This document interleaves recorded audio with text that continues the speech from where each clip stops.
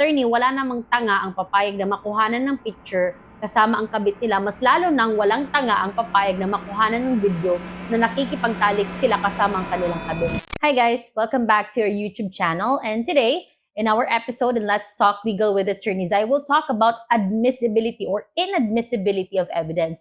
So, related to dun sa last content natin, regarding dun sa nahuli niya, yung asawa niya na nakikipagtalik kasama ang kabit. Nakuhanan niya ito ng video at gusto niyang gamitin yung video na to prove the adulterous conduct of the wife. So sinabi natin dun sa last video natin na maaring hindi magamit ang video na yon or ang sex video na yon na nakuha niya as evidence, no, to prove the adulterous conduct, or let's say to prove the crime of concubinage kung lalaki ang involved.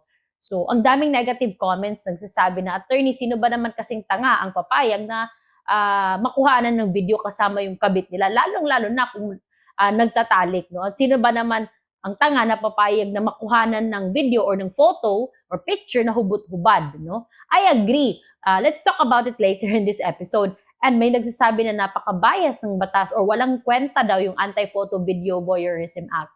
So let's answer all of those questions, no, in our episode here, and Let's Talk Legal with Attorney Zai.